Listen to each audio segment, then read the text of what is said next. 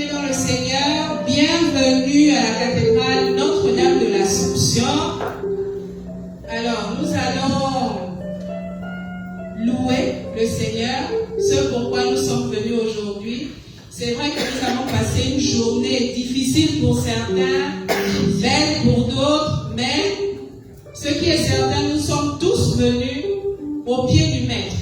Nous sommes venus déposer nos fardeaux, présenter nos soucis.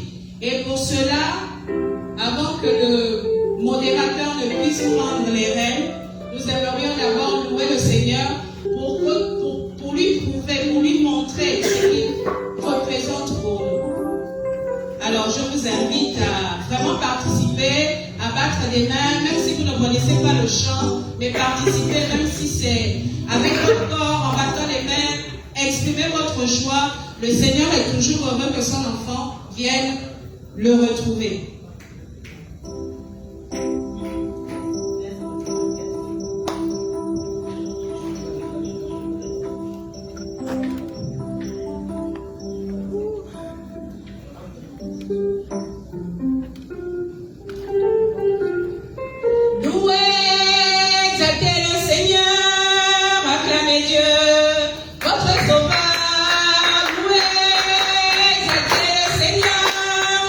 Créateur.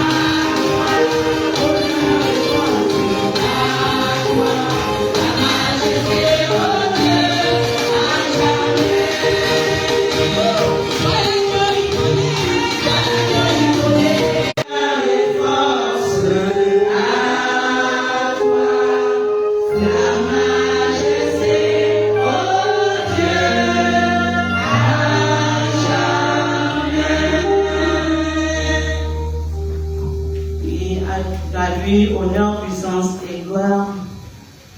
Et Saint Paul nous dit dans la première lettre aux Thessaloniciens, que nous devons louer, remercier, prier Dieu toujours et en tout lieu. Et dans le même sens, dans le psaume 103, nous voyons David qui parle à son âme. Il lui dit, ô mon âme, bénis le Seigneur, loue le Seigneur pour ses bienfaits et n'oublie aucun.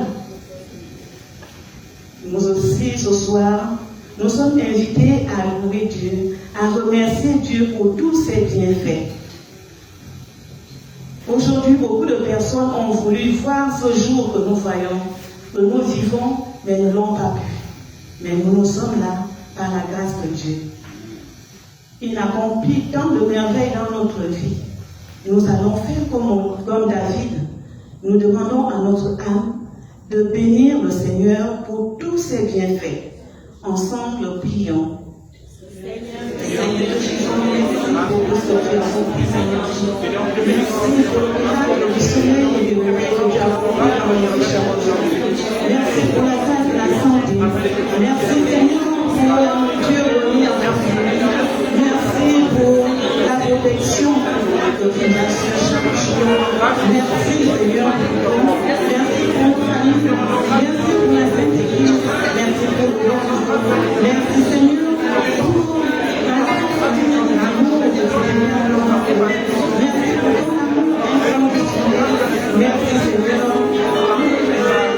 Merci, Seigneur, même pour tous les épreuves que nous endurons dans notre vie. Car tu nous as purifié les épreuves, vérifier la qualité de notre foi. Les épreuves par les épreuves qui nous éduquent, par les épreuves tu nous fais grandir. Nous te disons encore merci pour ces épreuves que nous endurons autour de notre vie. Merci pour la vie que tu honorais en nous. Merci pour la grâce que tu nous vois. Merci pour tout ce que tu fais pour notre vie. Nous te rendons grâce de te bénissons, Seigneur, pour le nom de Jésus. Merci pour tout ce que tu nous as permis de faire, toujours depuis le matin que tu nous as réveillés. Merci, Seigneur. Merci, Père. Gloire à toi, Seigneur. Gloire et louange à toi, Seigneur. Gloire et louange à toi, Seigneur. Oui, nous continuons avec le même psaume 103. David dit, n'oublie aucun de tes bienfaits. Mais nous recevons beaucoup de Dieu, mais le plus souvent, nous ne lui disons pas merci. Parfois, nous ne reconnaissons même pas que la grâce que nous avons reçue vient de lui. Et la Bible nous dit que le soleil du don de Dieu s'élève sur le juste comme sur le méchant. Mais nous, le plus souvent, quand ce soleil s'élève sur les méchants, nous sommes mécontents. Parce que nous nous sentons plus filles ou filles de Dieu. Nous nous sentons meilleurs par rapport à ces méchants. Nous oublions que l'amour de Dieu est inconditionnel. Alors nous allons demander pardon à Dieu pour toutes nos ingratitudes. Pour toute réforme, nous avons voulu limiter son amour. Ensemble, demandons pardon. Seigneur, nous te demandons pardon. Pour toutes nos ingratitudes, pour toutes nos égoïsmes, nos ingratitudes. Nous te demandons pardon pour toutes les fois où nous avons fait. Je connais que ta présence au milieu de nous, ta présence dans nos vies. Pardon, Seigneur, pour toutes les fois où nous n'avons pas su te dire merci pour ce que tu as fait pour nous. Pour toutes les fois où nous avons rien fini, nous avons douté même de la grâce que tu nous as donnée. Pardon, Seigneur, parce que le plus souvent, nous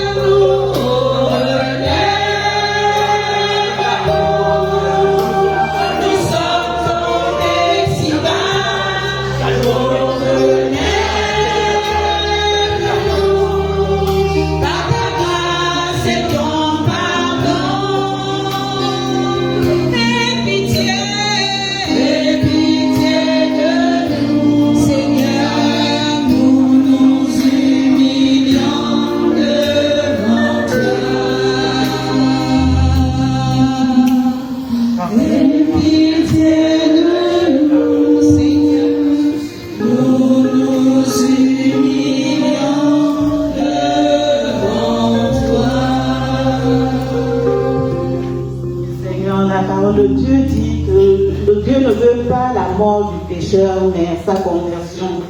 Il veut que le pécheur se répande et qu'il retrouve la vie. Et la parole de Dieu nous dit aussi, si vous demandez quelque chose à Dieu, croyez que vous l'avez reçu. Nous croyons, nous avons demandé pardon à notre Père pour tous nos péchés, pour toutes nos iniquités, et nous savons qu'il est un Père plein de miséricorde. Nous croyons alors qu'il nous a pardonné. Nous sommes restaurés dans notre âme. Alors, nous nous sentons dignes maintenant d'appeler le Saint-Esprit, de nous tenir dans sa présence.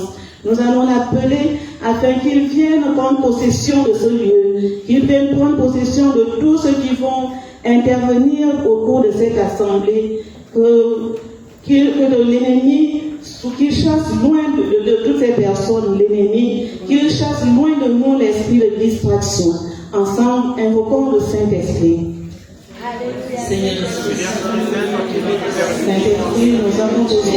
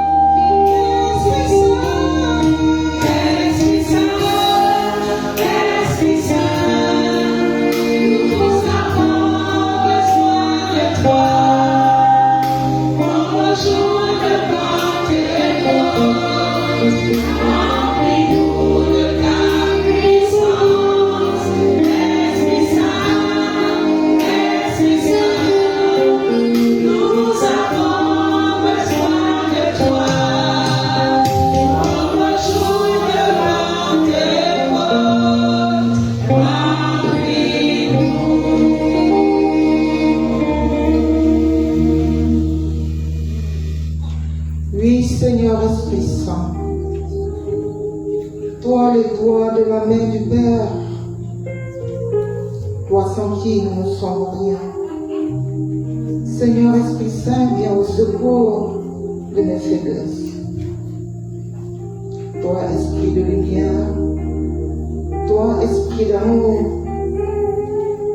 donne-moi la grâce d'être ce canal, oui Seigneur, par lequel tu veux, Seigneur, livrer un message à mes frères et sœurs. Seigneur Esprit Saint, dispose nos esprits, dispose nos cœurs, pour que toute la gloire soit rendue au Père. Amen.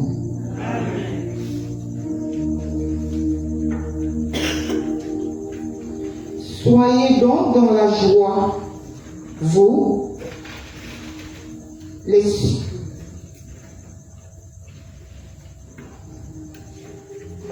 Mais eux l'ont vaincu par le sang de l'agneau et par la parole dont ils ont témoigné, car ils ont méprisé leur vie jusqu'à mourir. Parole du Seigneur.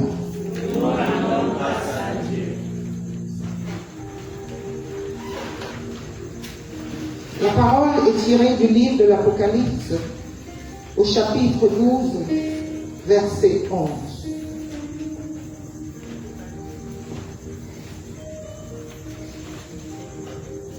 Oui, frères et sœurs, c'est très court. Souvent, quand c'est court, c'est très profond.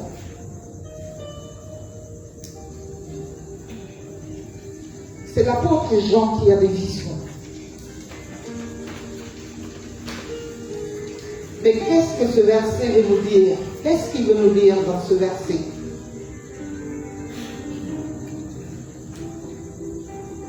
Dans la tradition liturgique de la Bible, on dit aussi, et eux, ils l'ont vaincu par le sang de l'agneau et le témoignage de leurs paroles. Dépassant l'amour d'eux-mêmes, ils sont allés jusqu'à la mort.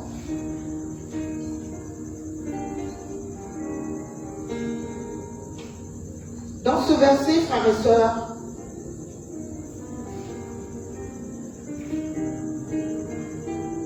l'apôtre Jean voyait déjà ces martyrs.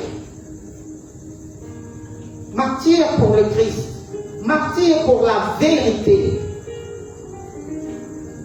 Oui, cette vérité qui nous rend libres, cette vérité qui nous sauve.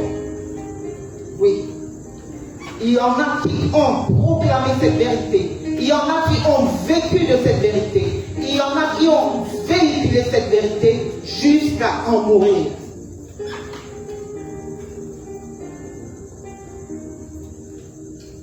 Le Christ lui-même,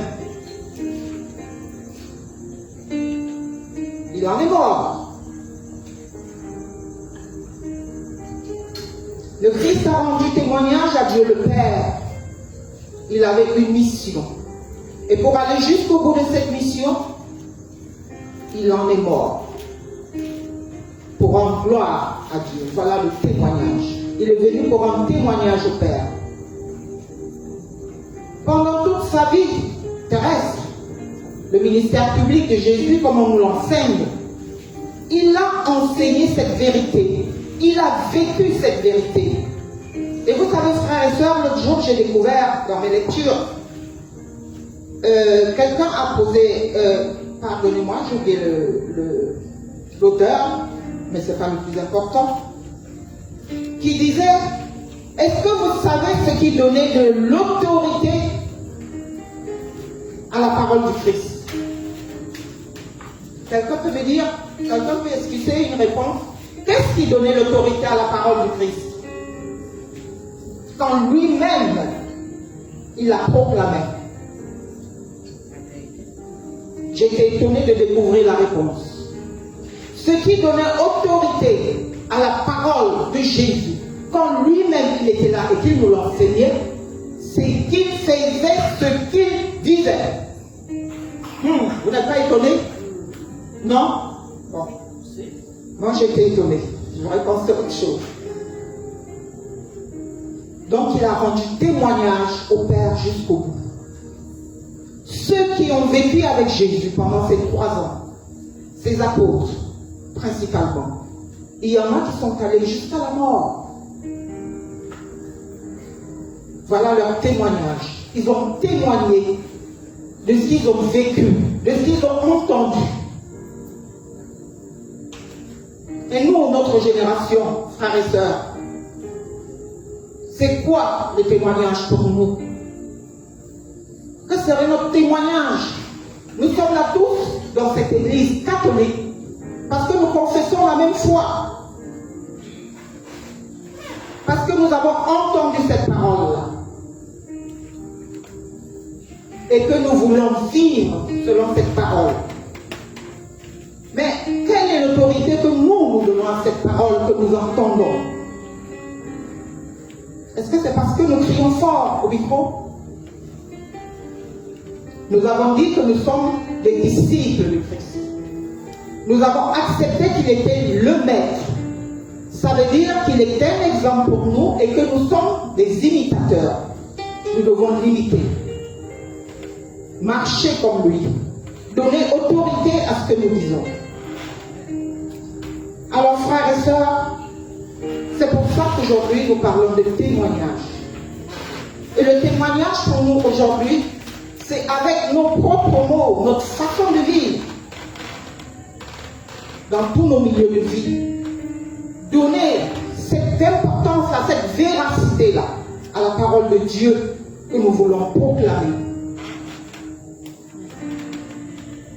Mon frère, ma soeur, quel est ton témoignage aujourd'hui pour le Christ? Ça veut dire que chacun a une relation, chacun de nous a une relation personnelle avec son Dieu. Mais c'est vrai que cette relation personnelle s'épanouit en communauté. C'est pour ça que nous sommes là en communauté et que nous désirons vraiment qu'il y ait une fraternité qui se développe dans cette communauté pour que nous puissions témoigner avec autorité de cette parole que nous entendons tous les jours.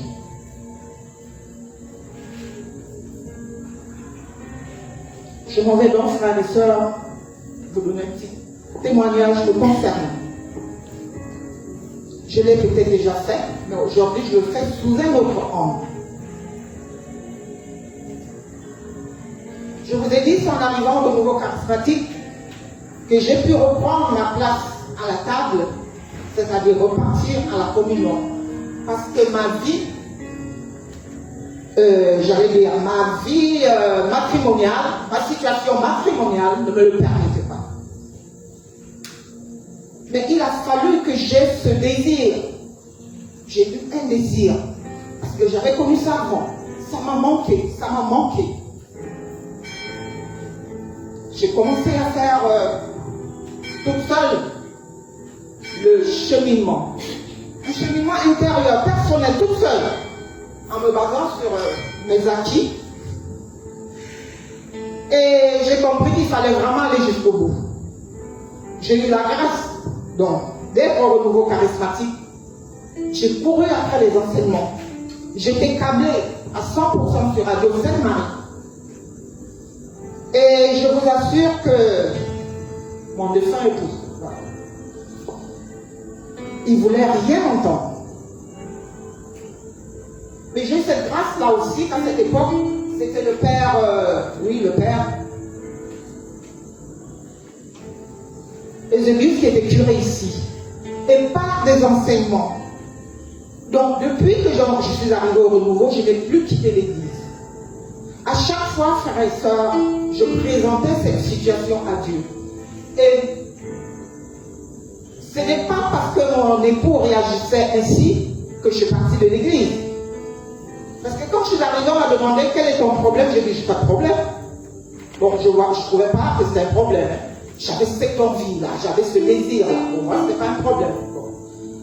Mais je vous assure, frères et sœurs, un jour, il y a eu un concours d'événements. Quelqu'un qui sur la route titube parce qu'il est malade, c'est mon mari qui m'appelle, Denise, viens voir ce qui se passe.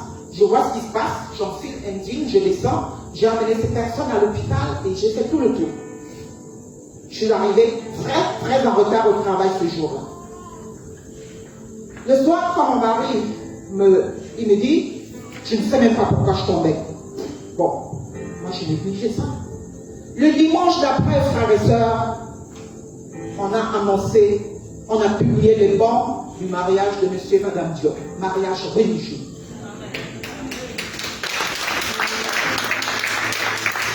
Là, pour vous dire, tenez, c'est pas parce que ce que vous demandez à Dieu ne se manifeste pas qu'il faut baisser les bras. Continuez dans la fidélité, dans la persévérance. Amen. Amen. Alors, on va poursuivre.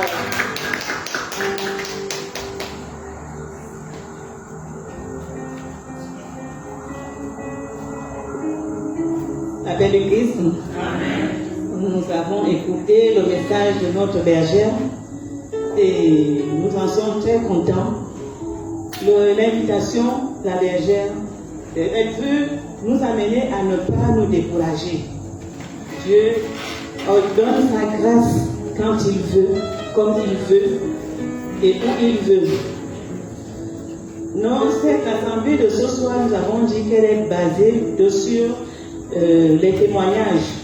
Et nous avons voulu que ces témoignages soient accompagnés de ces paroles qu'elle vient de proclamer. Donc, nous invitons maintenant ceux qui ont été... Nous invitons Sœur Olga pour son témoignage. Après elle sera Marina.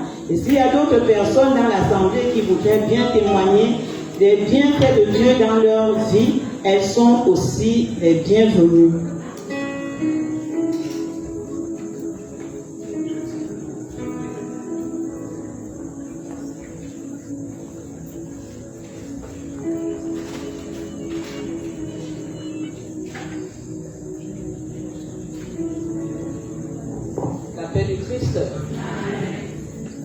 Alors, je suis la sœur Olga du ministère de la Paix. Bien, comme venait de dire la bergère, que c'est vraiment important de témoigner.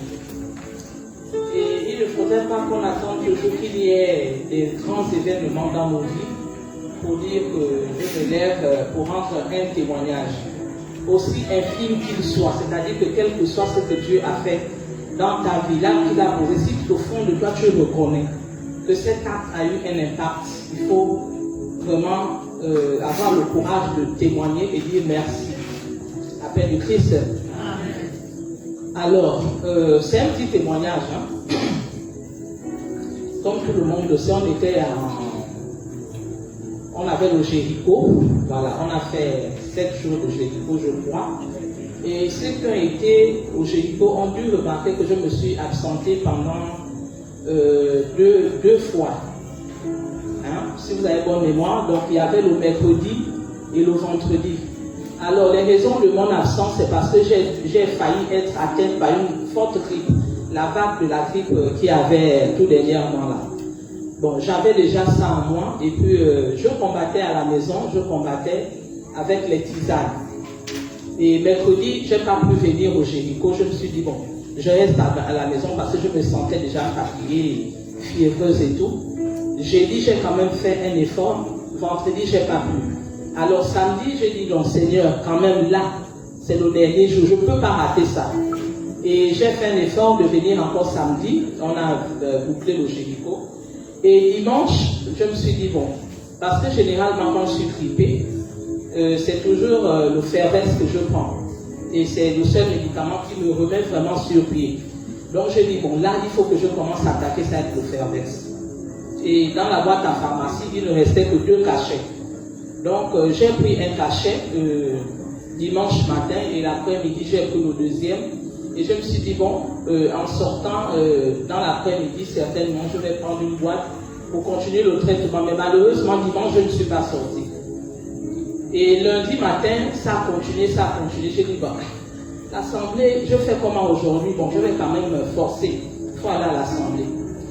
Et je vous assure que lundi là, vraiment je bénis Dieu pour la sœur Rosette. Parce que quand elle a commencé à mettre l'adoration, je vous assure que j'ai senti que ça devait être une assemblée vraiment particulière. Je ne sais pas si vous avez remarqué ça. J'ai senti que l'assemblée de ce jour devait vraiment être une assemblée particulière. Et quand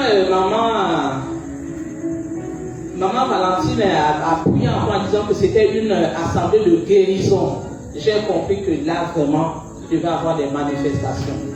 Alors nous sommes rentrés dans l'intercession, j'étais assise ici, donc pendant qu'elle était en train de corabocher, d'insister, de dire que l'action de, comment on appelle, la guérison était en train de, il y avait la guérison qui était là, il fallait saisir cette grâce.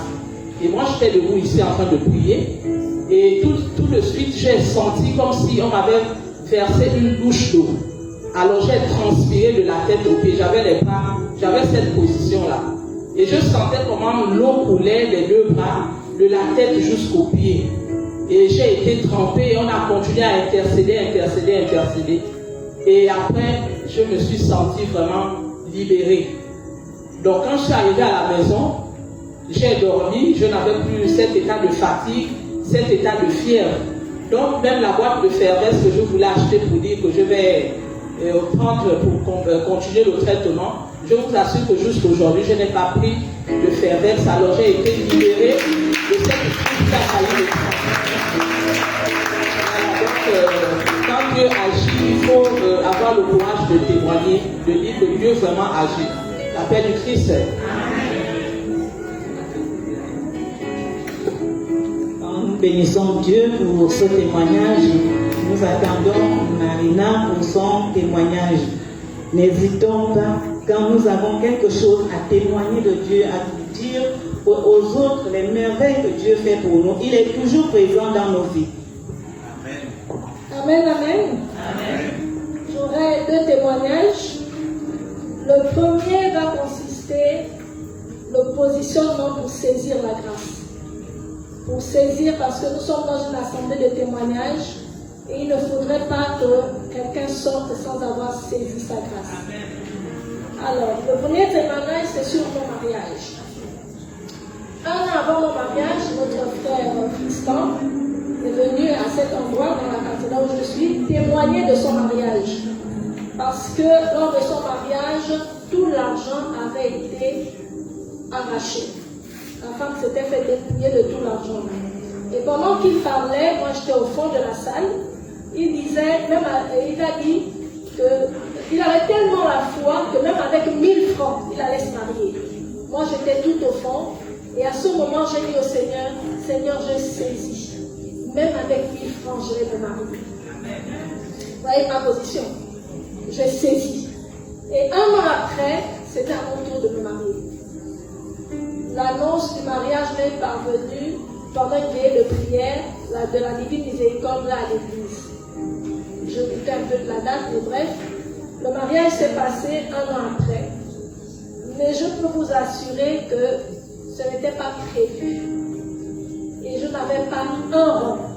Parce que mon époux disait, on ne se mariera que si j'ai 5 millions dans mon banque.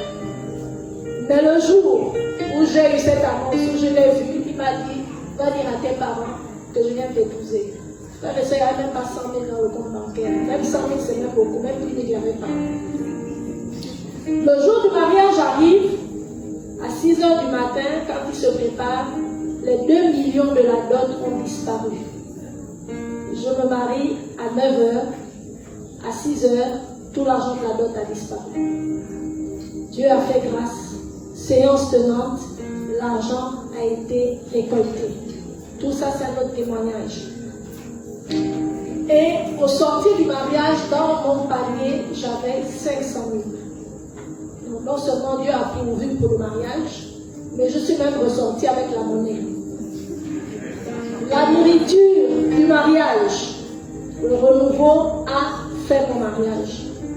Et la boisson. Je suis repartie chez moi. J'ai bu la boisson de mon mariage pendant 1 an. J'ai bu jusqu'à fatiguer alors que je donnais.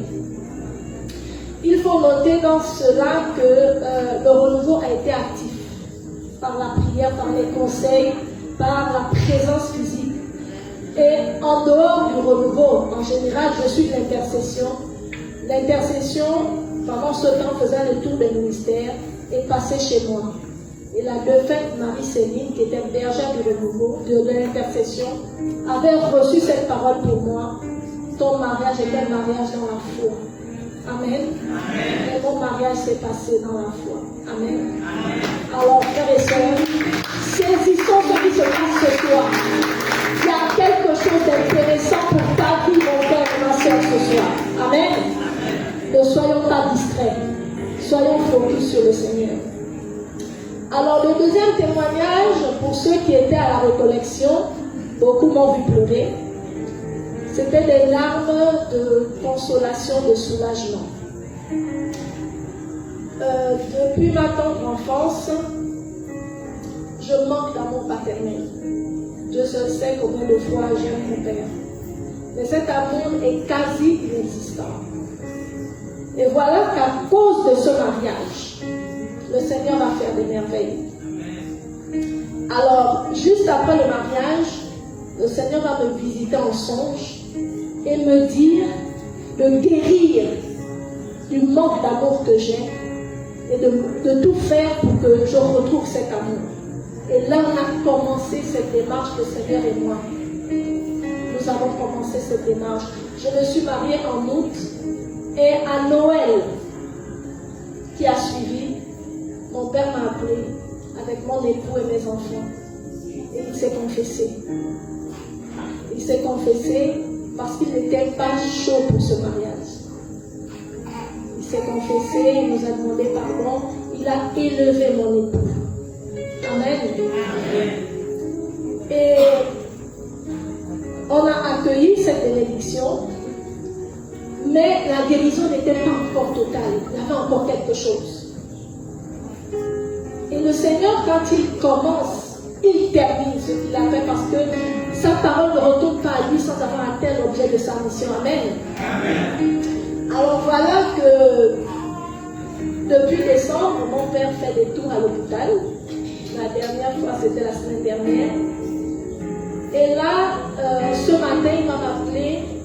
Il va déposer un message sur le forum pour dire qu'en fait, il a désobéi au Seigneur. Voilà pourquoi le Seigneur le châtie. Et il va faire ce que le Seigneur lui a demandé de faire. Réunir ses enfants et les bénir. Amen. Frères et sœurs, c'est depuis mon enfance, ma plus tendre enfance, je peux dire, depuis l'âge de 7 ans que je prie pour ce moment. Depuis l'âge de 7 ans. Et voilà ce que mon père va faire aujourd'hui. Et le plus beau, c'est qu'il va attribuer cette démarche à ma fille. Parce que ma fille va lui faire un message demandant qu'il lui fasse des vidéos. Parce qu'elle voudrait qu'il soit le premier d'une grande lignée. Vous voyez comment le Seigneur qui m'a dit il y a des années, tu aurais une grande famille, arrive à l'exécution de sa parole. Amen. Amen. Je vais terminer en disant, vraiment on va dire merci à la Vierge Marie parce que pendant tout ce temps de souffrance, la Vierge Marie a passé son temps à mon chevet, à chanter à mon oreille. Amen. Amen.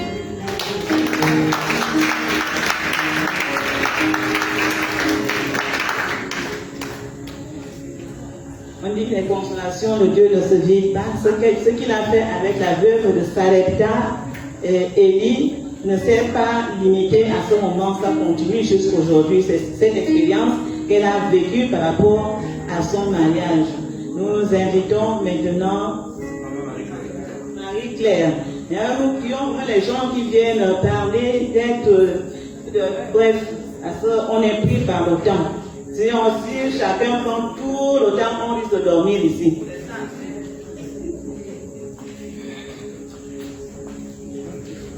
La paix du Christ. Amen. Ma vie est une vie de témoignage. Amen. Vraiment, frères et sœurs, je vous demande, c'est la charité. Je vous demande de faire la charité autour de vous. Et aime ton prochain comme toi-même. Quand tu le fais, tu es avec toi. Bon, pour ne pas aller loin, je voudrais seulement vous faire le témoignage que j'ai eu hier. Un petit témoignage. Hier, en venant à l'église, 8h30 m'a trouvé à la maison chez moi. Pour ceux qui savent, là où j'habite, c'est très loin d'ici. Si déjà 8h30 te trouve, à 9h, tu ne peux pas arriver à la messe. J'étais là, je suis sortie. Le premier taxi que j'ai arrêté, il m'a embarqué. Quand j'arrive, la messe n'avait pas encore commencé. La première lecture est passée devant moi. La deuxième lecture, j'ai dit gloire à Dieu, Seigneur. Sois glorifié, sois magnifique. Là, c'est le matin, quand je venais à l'église. Quand je suis retournée, une jeune fille que je ne connais même pas, que je n'ai jamais vue, me dit, maman, c'est moi qui te paye le clando. Je dis, ah bon? J'ai dit, oui. Je suis montée dans le clando, il a payé le clando. Je suis arrivée chez moi. Ce matin encore, je sors pour aller au rond-point, c'est un jeune homme. Je dis, Seigneur, sois glorifié, sois magnifié. Il fut un temps où j'étais venue témoigner ici que ma maison allait prendre feu. Au moment où je témoignais, je vomissais aussi, je témoignais. Mais je sentais les douleurs dans tout le corps, les douleurs. Après les vomissements là, les douleurs là ont disparu. Au sortir de cette assemblée, toutes les douleurs sont parties. J'ai rendu gloire à Dieu.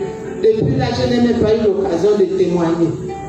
Voilà ce que je ferai témoigner aujourd'hui. La paix du Christ. Parfois, nous attendons aux grandes choses, mais Dieu agit même dans les plus petites choses.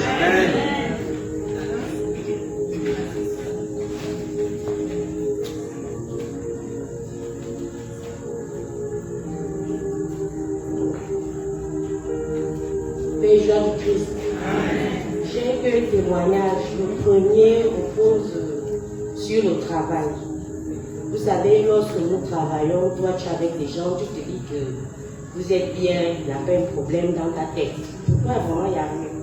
Mais le Seigneur commence à te révéler des choses. Tu hésites même, tu doutes même, tu te dis que ah non.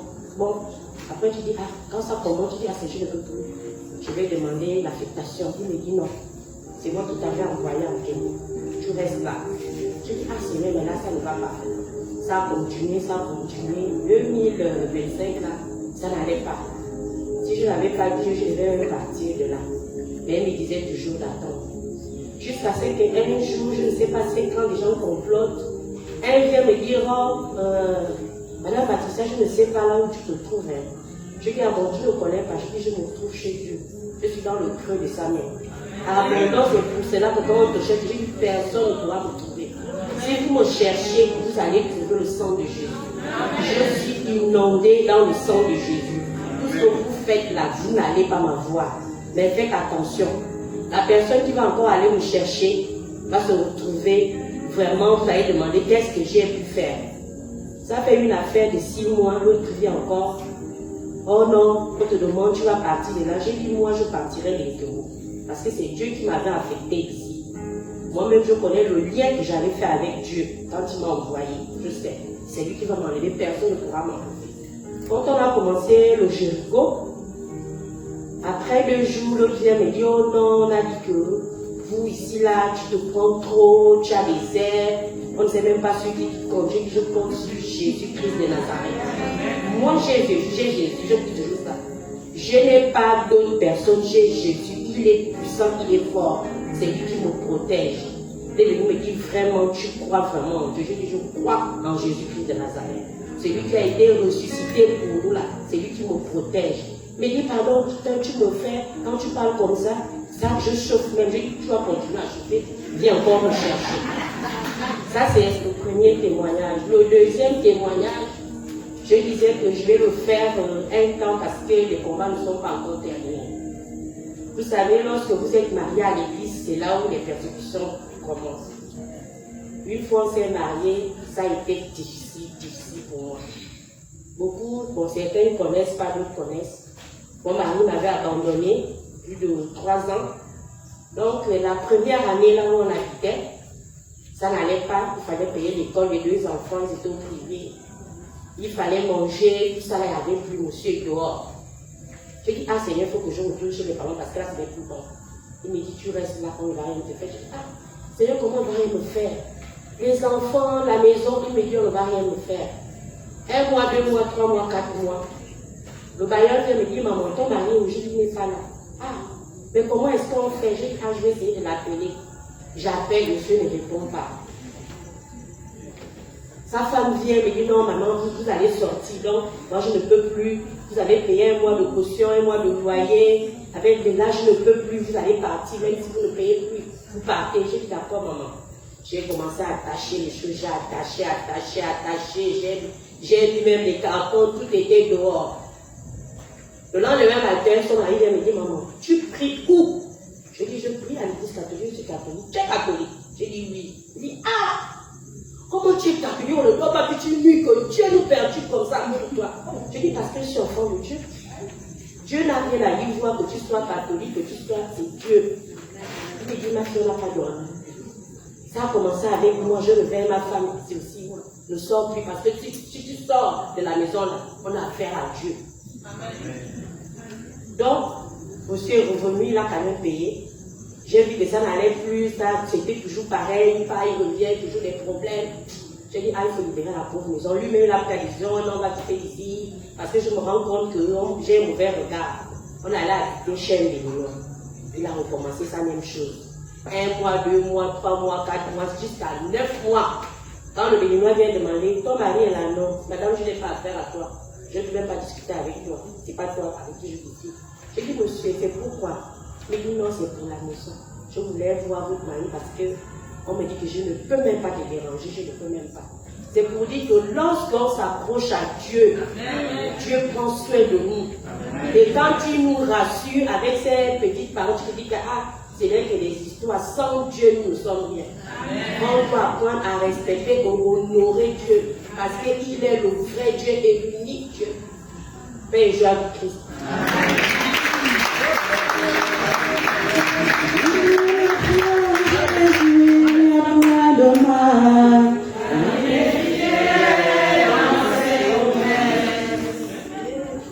Appelle du Christ. Amen. Dieu est merveilleux. Ne négligeons rien. Le fait de venir ici au service de Dieu, Dieu au service de nos affaires. Je commence par mon petit témoignage.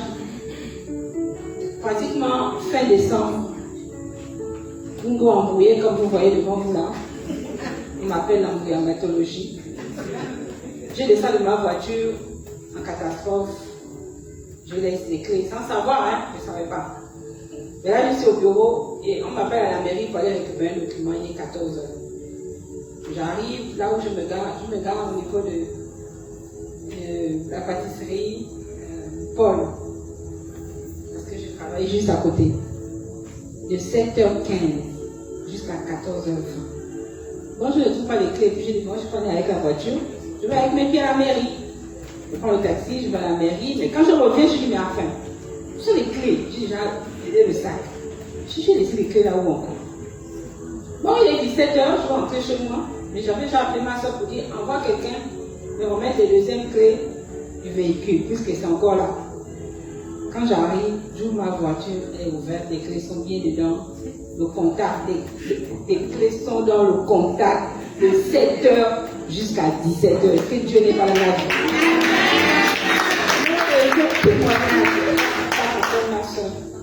On avait commencé les prières. Lorsque notre soeur Félicité est venue ici un soir prier avec nous,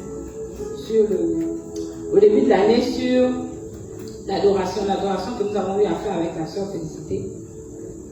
Le lendemain, ma soeur m'appelle et me dit, on va me licencier. Mais je tenais quand même à te le dire. Lorsque la soeur Félicité était venue, Nous, notre jour, le ministère de la compassion, c'est le mardi. Donc, on s'est retrouvés à 4. Et on a décidé, le Seigneur, la parole qu'on a reçue, on a reçu la parole sur Joël. Joël 1, qui parlait vraiment des tribulations de notre pays. Vraiment, le temps qui s'y est en ce moment-là, c'est ce que la parole nous a donné. Et on a dit, on doit faire un travail de jeûne. Mais pour présenter le jeûne à tous les membres de la compassion, il fallait qu'on fasse ça d'abord à 4. Et chacun devait choisir son jour. Et là, j'étais déjà en jeûne quand ma soeur m'a appelé. On me parlait des licenciés. Mais tout de suite, je lui dis, personne ne va te licencier. Donc, peu importe ce que tu as eu à faire, on ne va pas te licencier. Elle dit, non, ce que j'ai fait est grave.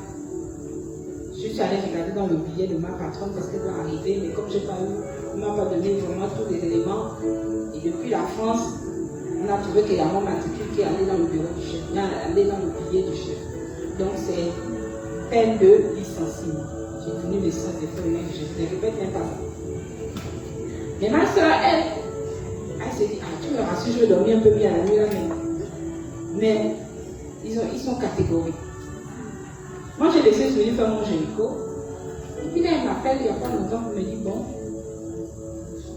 déjà avant ça, au travail, les collègues ont compris. Ce que la soeur vient de dire là, pour tous ceux qui travaillent ici, ne vous méprenez pas. Le travail est dangereux.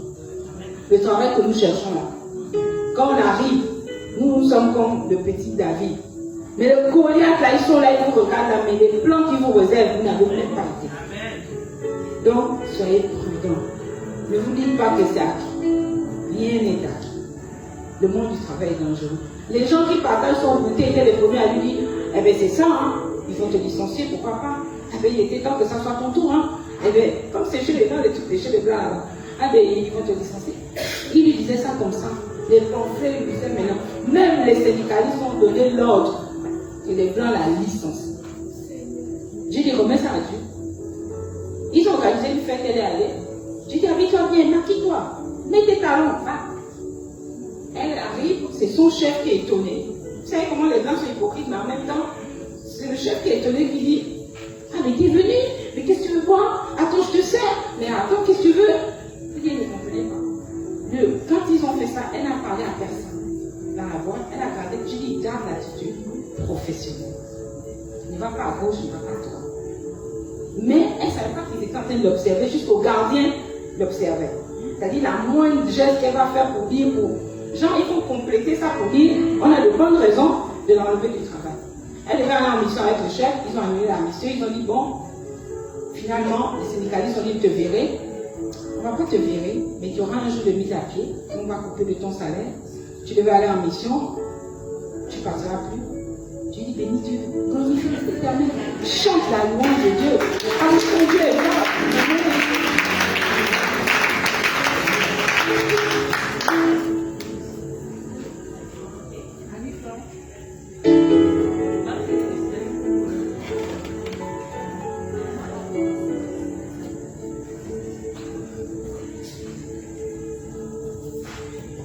Amen, amen.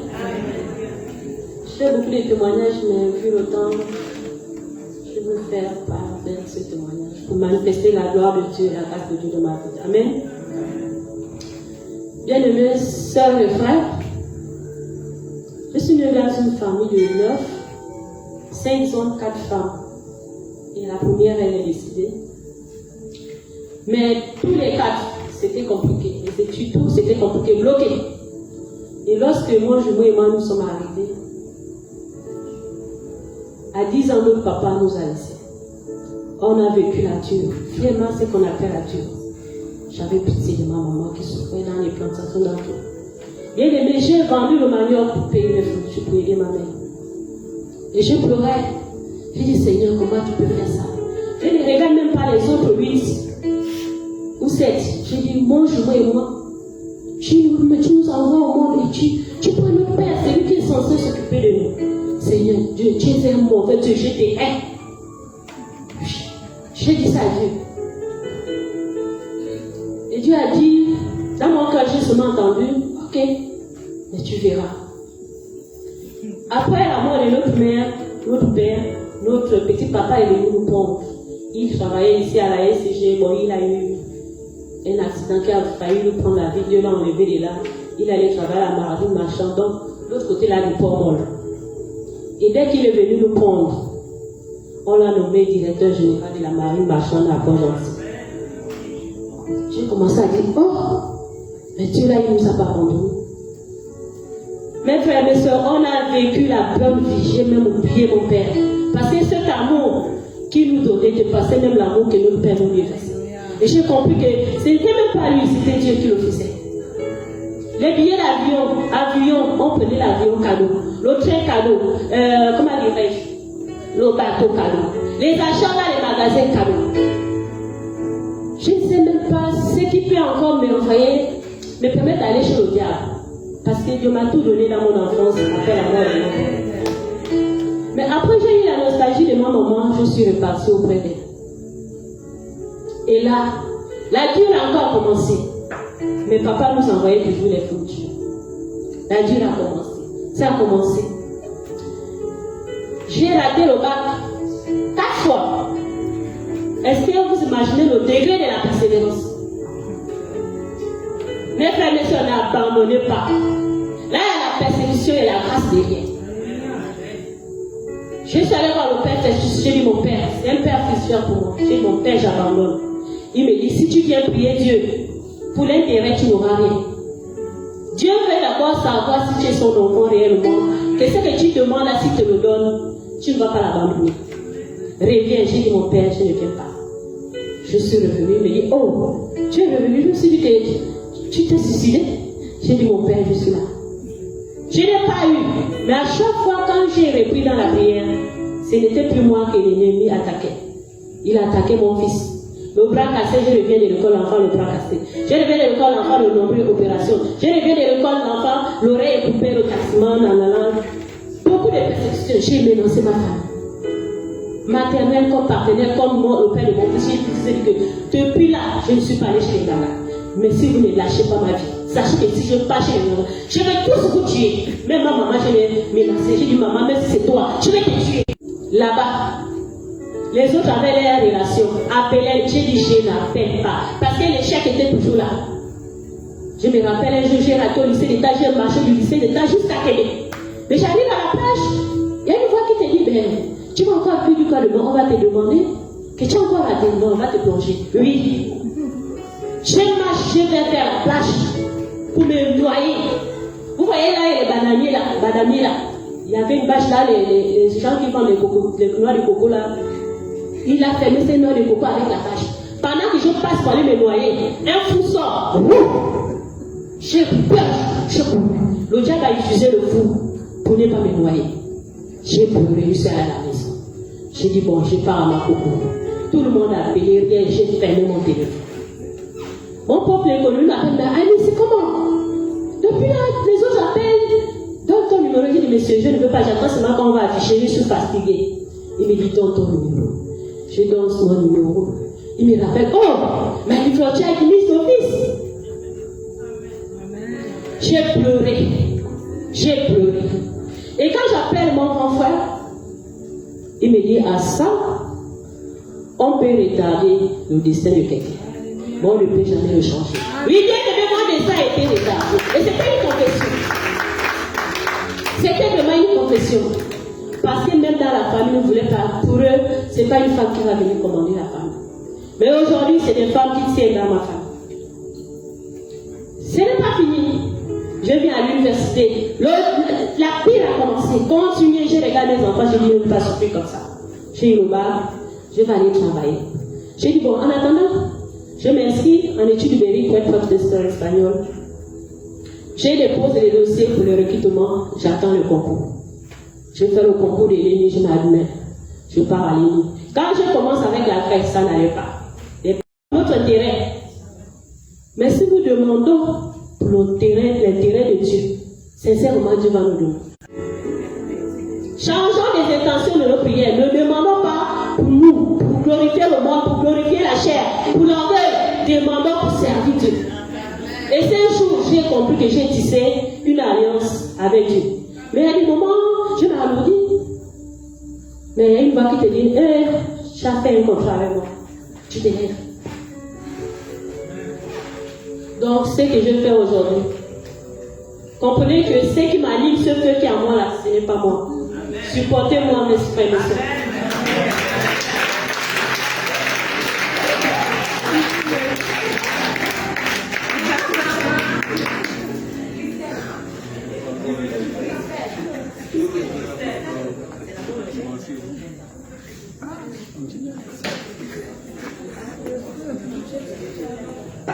La paix du Christ. Je voulais témoigner sur le pouvoir qu'on a en tant qu'enfant de Dieu. J'étais en déplacement en OIM et à la veille de mon retour, ma chambre était envahie. Toute la maison, uniquement dans ma chambre. Toutes les fourmis jusqu'au lit. J'ai dit à ces fourmis, le Seigneur a payé l'unique sacrifice. Je n'ai pas d'autre sacrifice à vous donner. Esprit de fourmis, vous dégagez. Je vous dis la minute qui a suivi. Ils ont commencé à sortir par la fenêtre. C'est pour dire que nous ne devons pas nous surestimer en tant qu'enfants de Dieu. Quelle que soit la situation, il ne faut pas avoir peur. Dieu ne nous a pas donné un esprit de peur. La paix du Christ.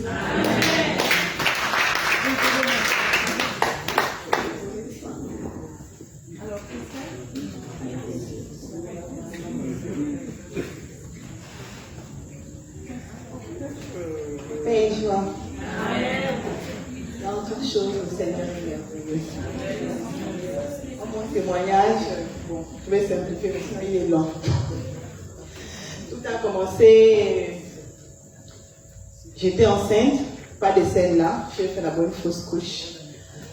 Ma première grossesse d'abord, c'est l'enfant que j'attendais avec joie, amour, que je me suis vraiment donnée, mais à la dernière minute, les choses se sont compliquées à l'hôpital, voilà. Donc quand je suis arrivée, je devais accoucher au 22, après on m'a évacuée pour l'hôpital général. Quand je suis arrivée, bon, ça a mal tourné. Donc tout le monde était dehors, mes parents, les parents de mon ami, tout le monde avait peur de venir me dire que j'ai perdu l'enfant. Parce que tout le monde disait que, ah vraiment, sa première grossesse, son premier enfant, comment le Seigneur peut faire ça, machin et tout et tout. En temps, moi, quand j'étais dans la chambre, j'avais déjà vu en rêve, on devait me montrer que j'ai perdu l'enfant. Parce que j'avais déjà vu ça en rêve. Donc, même ma mère avait peur de venir me dire que, ah maman, tu vois, c'est la vie, machin. C'est comme ça, bon, chez les femmes, on dit les monocas, en français, je ne connais pas la signification. Donc, les neveux, hein. Mais mes cousines, là, elles sont arrivées. C'est comme ça, la plus grande, elle commence à me parler, elle commence à me dire, ah, tu sais, dans la vie, machin, je dis que Liliane, arrête de parler. Dis ce que tu as envie de me dire. Me dit, ah, tu as perdu l'enfant. Quand elle me dit ça, après tout le monde a fait silence dans la salle, plus personne ne parlait. Après, j'ai réfléchi que quoi, ça peut laisser que vous êtes strict, vous n'arrivez pas à parler. Après, on a recommencé à rire, machin, tout. Donc, j'ai juste, quand tout le monde est parti, j'ai pleuré à l'hôpital. Après, je suis sortie, je suis arrivée à la maison chez ma mère et tout.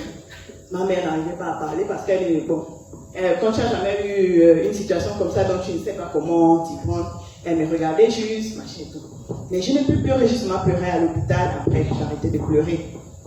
Les années sont passées. Bon, pas les années, les mois sont passés. Après, j'ai dit, bon, je suis restée à la maison tellement longtemps parce qu'avant, je priais à la miséricorde, à la divine miséricorde et tout. Maintenant qu'on avait fermé les églises, je suis allée m'asseoir à la maison. Après, j'ai dit, bon, maintenant que j'ai eu ce que je voulais, j'ai eu l'enfant, même si l'enfant est décédé, mais moi, je dois chercher un autre groupe, là où je dois rendre grâce au Seigneur pour dire merci, parce que avec mes beaux-parents là-bas, ça chauffait déjà que depuis que je suis avec leur fils, je n'ai pas d'enfant, machin, tout. J'ai dit que bon, en tout cas, ça, ce n'est plus mon problème. Même si l'enfant ne vit pas, mais je dois chercher un groupe où je dois me donner pour le Seigneur. Donc, je suis venue, j'ai appelé, bon, comme j'ai demandé avec Livia et Shena, j'ai appelé Livia et Shena, j'ai dit que bon, quel est le groupe que vous me conseillez à Sainte-Marie? C'est comme ça qu'elles m'ont dit non, mais viens d'abord au Renouveau, tu vas regarder, si ça te plaît, tu restes, ça ne te plaît pas, tu pars. C'est comme ça que je suis arrivée au Renouveau. J'ai commencé petit à petit. Donc, le service que je fais, je ne fais pas ça pour quelqu'un. C'est ma manière à moi de dire merci au Seigneur. J'ai travaillé et c'est comme ça que le Seigneur m'a récompensé avec divine.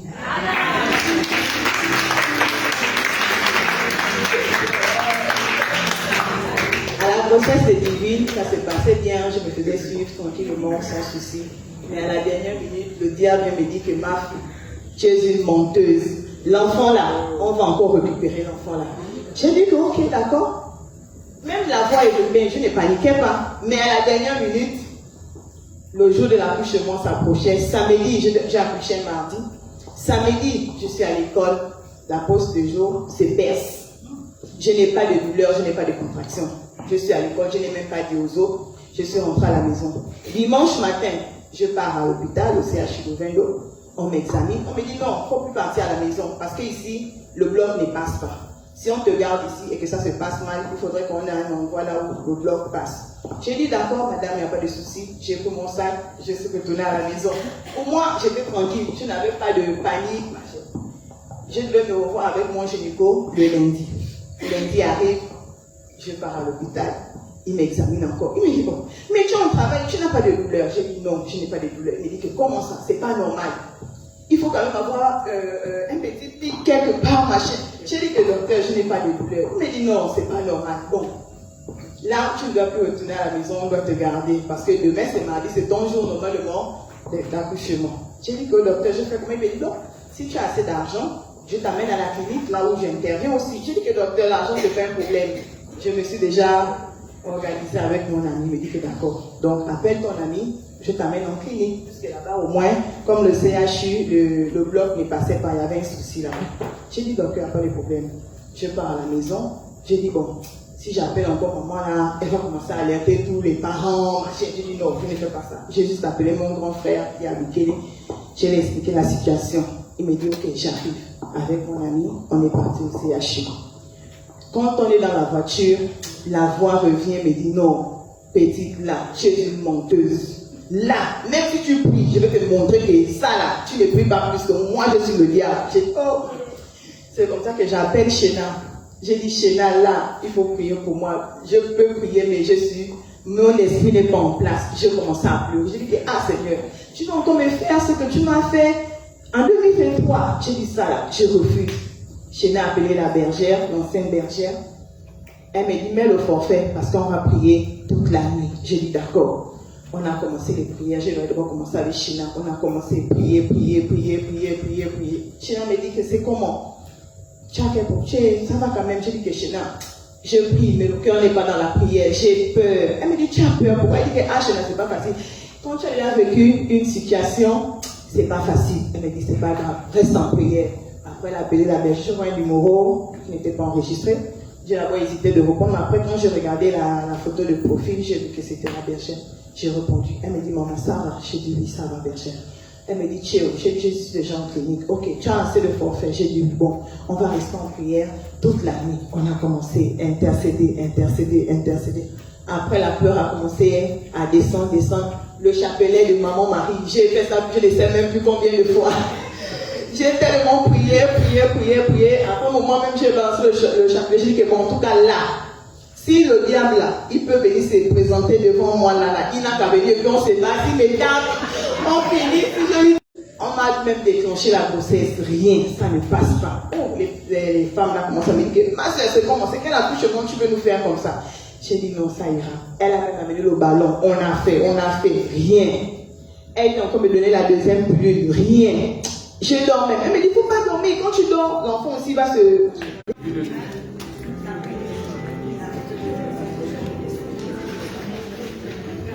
Père, joie du Christ. Amen.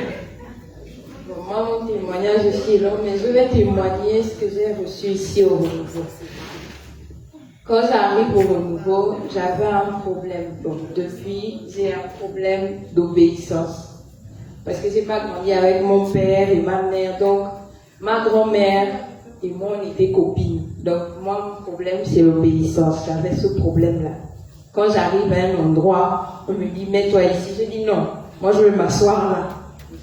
Mais je dis non, moi, je ne m'assois pas là-bas, je vais m'asseoir là, je suis bien ici. Donc, je crois que c'était un lundi, le berger était en train de faire la prédication. Donc il disait non, ceux qui sont derrière, avancez-vous. Non. On me dit avance, je dis non, moi je suis bien ici. Il me me demande d'avancer, pourquoi? Mes esprits sont déjà là-bas, moi je ne veux plus avancer. L'esprit me dit avance, je dis non, je n'avance pas. Donc à un moment, la sœur derrière me dit mais avance, parce que c'est les intercesseurs qui restent derrière, je ne peux pas rester derrière. Je boude un peu avec la sœur. Je dis et elle me dit toi aussi dans la maison de Dieu, tu boudes. Je dis non, moi j'aime rester là, je ne veux pas avancer. Donc j'avance, je m'assois où il y a la maman là, le monsieur me dit non, avance là. J'avance, je m'assois devant. Un moment, je ne prie même plus, je suis là. Je dis mais qu'est-ce que je suis venue chercher ici? Apparemment, je remarque même que je suis la plus jeune. Est-ce que c'est réellement l'endroit où je dois être ou bien je ne sais pas. L'esprit me dit, pourquoi tu ne veux pas obéir? Pourquoi tu ne veux pas obéir? Après tout ce que tu as traversé, obéis seulement une fois dans ta vie et tu vas voir ce qui va se passer. J'ai commencé à prier, j'ai dit Seigneur, sente mon cœur. Si je dois obéir aujourd'hui, si je dois obéir une fois dans ma vie, que ça commence aujourd'hui. J'ai commencé à pleurer. Je crois que si on regarde des vidéos, j'étais là, je pleurais. Si on m'allait regarder la vidéo à la maison, je pleurais. Le jour-là, je suis rentrée. Je n'ai même pas fait shalom, bonjour à tout le monde, je suis rentrée. En rentrant, comme je vis avec une amie, elle est musulmane. Donc, quand je fais les prières la nuit, elle a un peu dérangé. Elle me dit non, tu pries trop fort, je ne sais pas avec qui tu te bats la nuit, c'est comment, c'est quelle prière. Je dis, ah Seigneur, voilà encore un autre problème. Moi, quand j'arrive chez les gens, je prie ce qui va se passer. J'ai commencé à obéir. Quand j'arrive, je m'assois là, j'obéissais doucement, j'arrive à la pharmacie, même si quelqu'un passe devant moi, je suis là debout, je regarde la personne. Donc un soir, je devais payer l'école le mercredi, féliciter. Donc elle avait emmené un chant, oh mon âme, bénis l'Éternel, oh mon âme, bénis l'Éternel. J'ai gardé ça. Quand on a fini l'assemblée, je suis sortie, je marchais, je prenais la chanson dans ma tête. Quand j'allume mon téléphone, une personne qui me devait 80 000 m'a envoyé mon âme. Je dis Seigneur, j'ai merveilleux, désormais, même si je ne comprends pas ce qui se passe, je vais t'obéir.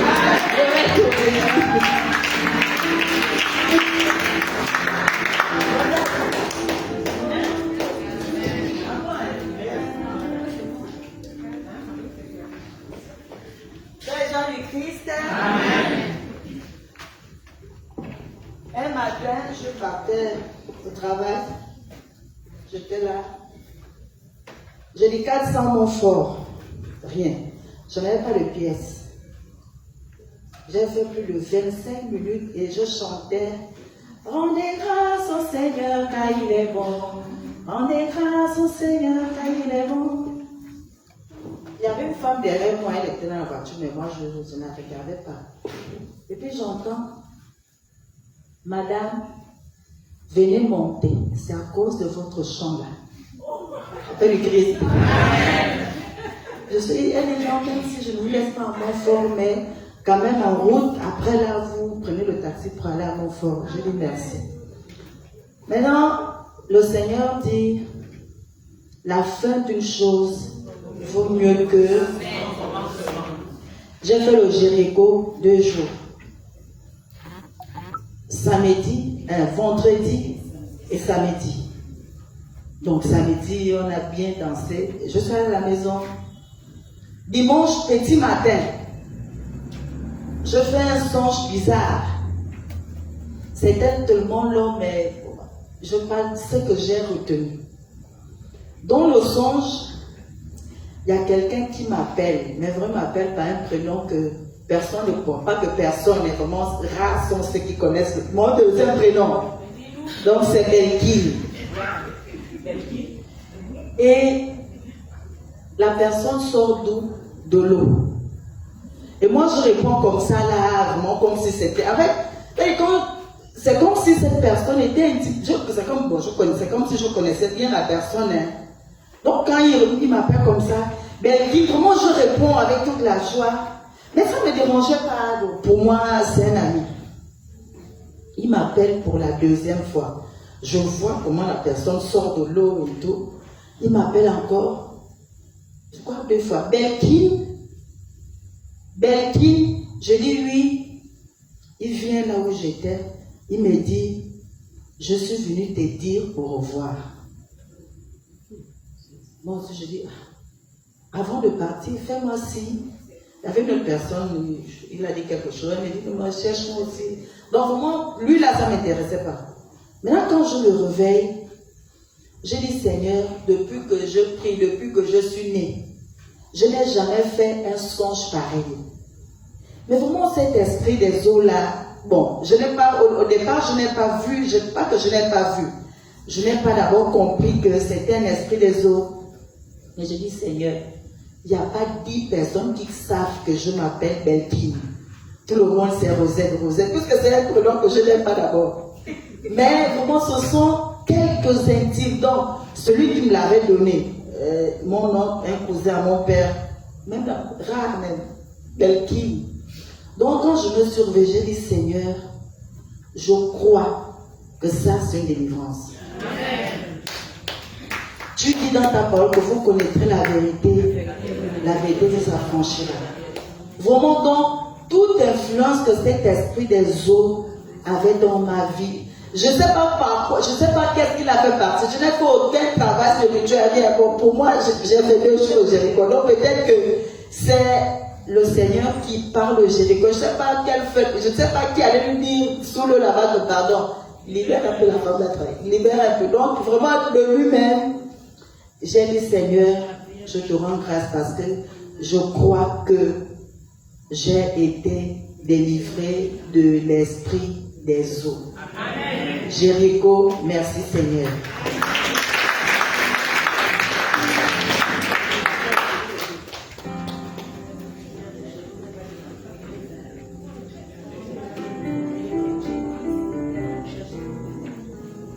Paix et joie de Christ. Amen. Je pense que c'est l'heure des témoignages pour moi. Dieu que je suis renouveau et je témoigne une seule fois.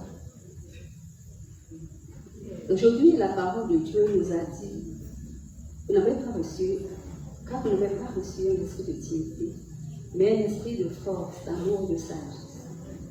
Fait que vous puissiez témoigner. Alors, cet esprit vient agir aujourd'hui. Cet esprit vient agir aujourd'hui parce que je voudrais témoigner et bien fait du Seigneur. Et je n'oublie pas, je ne veux pas oublier cette bienfaits, comme disait la sœur tout à l'heure. Je viens témoigner de ce que Dieu a fait dans ma vie lorsque je travaille. Je suis Claire, hein? La sœur Claire, du ministère Le Rosaire. Ça fait plus, je peux même dire 20 ans que je suis renouvelée. Mais toujours dans la discrétion. Donc, ce soir, je pense que la parole a fait son œuvre en moi. La parole de Dieu. Donc je me lève avec cette force, cet amour, cette sagesse pour témoigner des bienfaits du Seigneur. Lorsque j'étais en activité, parce qu'aujourd'hui, ça fait depuis 2023, j'ai pris ma retraite. Mais pendant mon activité, le Seigneur m'a élevé. Du milieu des faibles, le Seigneur peut élever. Du milieu des forts, le Seigneur peut élever des faibles. Comme Saint Paul le dit dans les Corinthiens. Alors, je travaillais à la Direction Générale des Archives Nationales pendant plusieurs années. J'ai fait 15 ans, je vais être bref, j'ai fait 15 ans, j'ai occupé le poste de chef de service dans une salle de lecture. Il y a certaines sœurs ici que j'ai pu croiser, qui venaient même faire je ne sais pas, les sœurs Inès, elle était encore à l'université. J'ai reçu une professeure félicitée en salle de lecture pendant 17 ans, pas d'élévation. Les gens qu'on nommait les postes de chef de service, ils avaient des bureaux. Alors je suis restée là, à faire mon travail, parce que je me souviens que Dieu disait qu'il n'est pas venu pour servir, mais pour se faire servir. Donc pendant ces 17 ans, j'étais au service. Je suis celle qui ouvrait les portes à 7 heures, mais qui les permet après que tout le monde soit parti. Donc après 15h30. Et toutes ces années, j'ai eu un directeur les dernières années, j'ai eu un nouveau qui est arrivé. Il remarque, qu'est-ce que cette femme qui a l'air mystérieuse, cette femme? Il y a quelques jours, voilà, qui rentre tôt parce qu'il venait tôt. Mais c'est elle aussi qui ferme aussi, les autres sont partis. Mais madame, vous êtes quel genre de personne? Je dis, ah bon, monsieur? Non, mais ne vous en faites pas, il y a des choses qui vont se passer ici pour vous. Bon, je me suis dit que moi, je suis au renouveau, je fais ma prière. Je n'ai jamais même demandé une élévation. C'est comme ça qu'après, disait, dans notre administration est restée vraiment dans le noir. Pas de nomination. À un matin, j'arrive, c'est comme ça qu'un de mes collègues dit, madame, vous avez acheté l'union? Je dis non.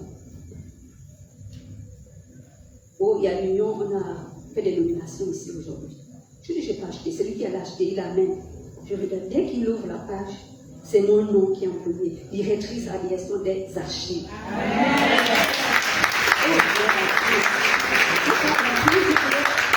C'est ça, c'est l'œuvre de Dieu. J'ai commencé à louer, aujourd'hui même cette nuit. J'ai commencé à louer. Et j'ai vu des regards frustrés. Des gens qui avaient des diplômes élevés. Qui se disaient, mais comment celle-là, elle pouvait être nommée au rang de directrice? Moi qui ai un diplôme universitaire élevé, je dis, c'est Dieu qui fait son œuvre. C'était un temps d'élévation. Oui, je reconnais que Dieu, vraiment, c'est lui qui s'abaisse, Dieu l'élève. Et que je suis allée au service, je suis allée servir et non me faire servir en tant que directrice.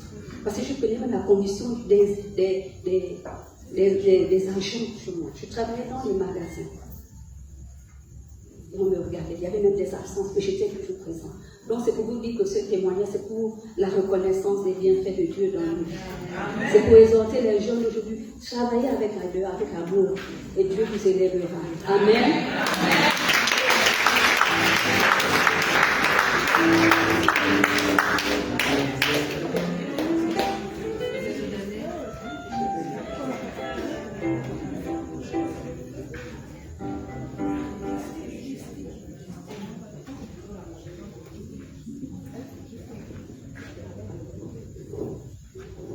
La paix du Christ. Amen.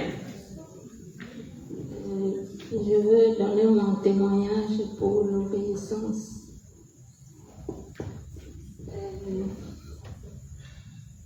Excusez-moi, je ne parle pas beaucoup, mais aujourd'hui, je veux parler parce que je suis là pour témoigner les bienfaits que le Seigneur fait dans ma vie. Et j'étais trop colérique. Moins de choses me mettaient toujours en colère. Sans réfléchir, jusqu'à ce que je suis partie voir le Père. Selon tous les problèmes que j'ai eus, je lui ai dit que je ne viens plus à l'église. Surtout au renouveau, je lui ai raconté tout ce qui m'est arrivé. Il m'a donné le conseil de ne pas faire ça. Je suis partie à la maison. Je suis quand même restée à la maison 2 semaines. Je ne venais pas jusqu'à ce qu'un jour, le Seigneur m'a demandé d'être obéissant dans sa maison, de l'écouter et de savoir pardonner tout ce qui m'offense. Depuis ce jour-là, le Seigneur a baissé la colère dans mon cœur. Tous ceux qui m'ont offensé, je les ai pardonnés. Je ne sais plus garder rancune. Et j'ai fermé ma bouche parce que quand je suis fâchée, je manifestais ma colère ouvertement sans cacher ce que je ressens. C'est comme ça, si tu me fais quelque chose, il faut que je te montre que je suis fâchée, ça m'a énervée pour que je me calme. Mais cette fois-ci, le Seigneur a fermé ma bouche et il a baissé la colère. Je suis en paix. Je dis merci au Seigneur pour tout ce qu'il fait pour moi. La paix de Christ. Amen.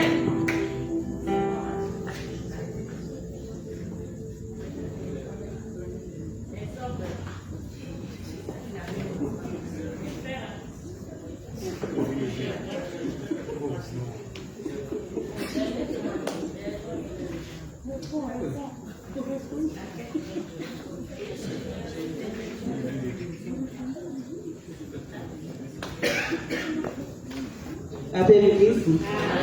Au début, la bergère nous a dit que si la parole du Christ était puissante, c'est parce que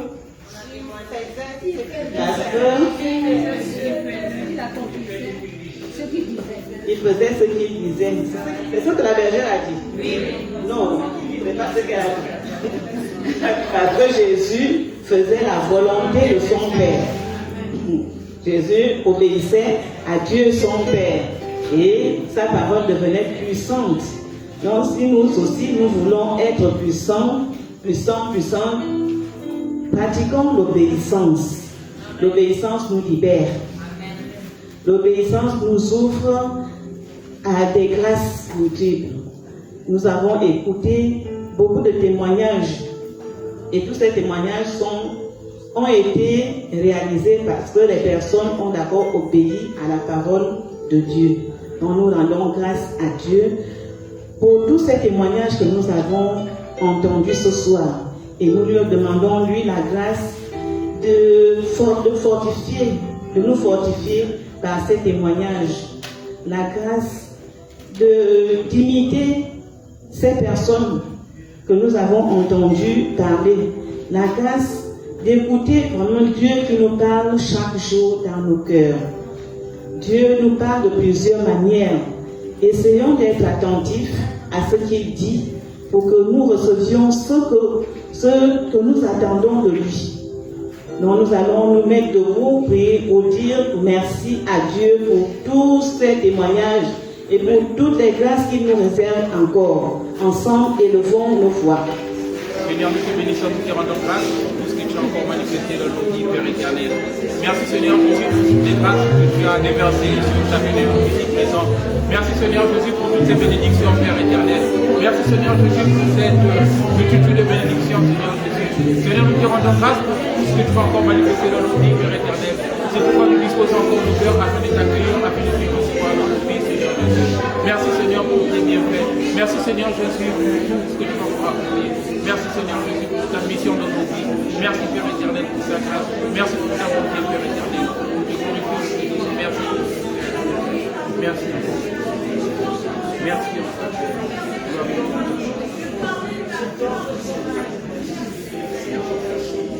Gloire et louange à toi, Seigneur Jésus. Gloire et louange à toi, Seigneur. Nous savons que le démon est toujours jaloux des enfants de Dieu. Il est jaloux après avoir entendu tous ces beaux témoignages. Il ne va pas nous laisser tranquilles aujourd'hui et demain. Donc, nous allons invoquer le précieux sang de Jésus pour sceller tous ces témoignages, pour sceller nos prières que nous avons dites depuis qu'on est arrivé, afin que rien ne s'empare, que rien ne fuit de nous, que nous gardions toutes ces grâces avec nous. Invoquons le sang de Jésus.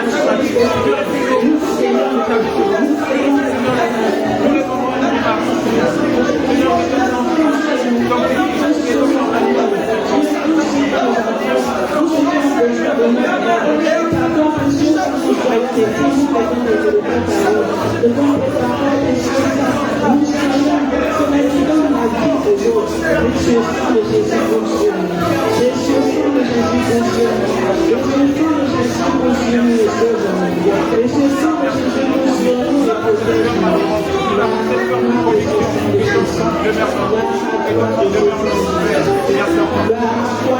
précieux sang de Jésus. Maintenant, nous allons, après avoir reçu toutes ces grâces, nous allons donner à Dieu ce qu'il nous a donné. Nous allons lui rendre ce qu'il nous a donné. La tête.